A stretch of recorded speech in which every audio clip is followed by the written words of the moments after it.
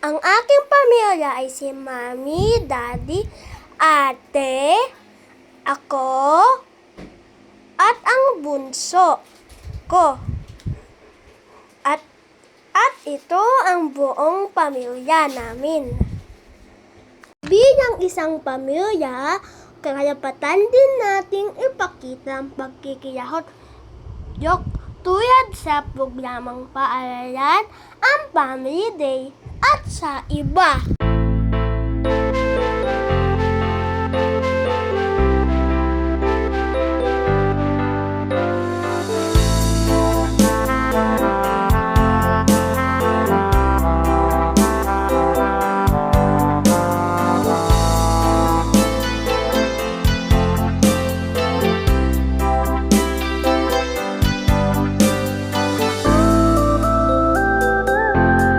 Pamilya namin mayroon kami mga tungkulin sa bahay at sa komunidad upang makatulong sa pagpapalago ng kaisahan at pagtutulungan. Si Daddy ay hinahatid sundo ako. Si Mami ay naglalaba at nagluluto. Tapos ate ay naghuhugas ng pinggan. Ako ay naghihigib ng tubig para tipid kami sa tubig. At ang bunso ko ay tutulong sa paglilinis ng motor ng aking daddy.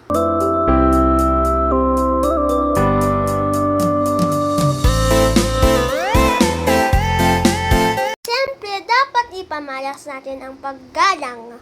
Halimbawa, nagmamano at pagsisimba.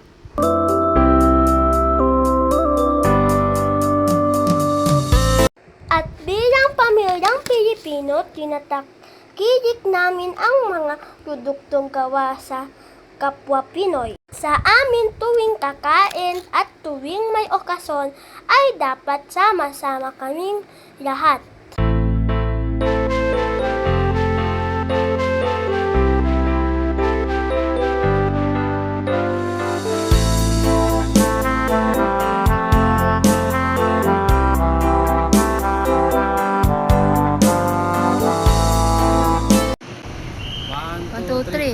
Kami ay isang pamilyang Pilipino na may karapatan, may tungkulin at may pagmamahal sa bayan.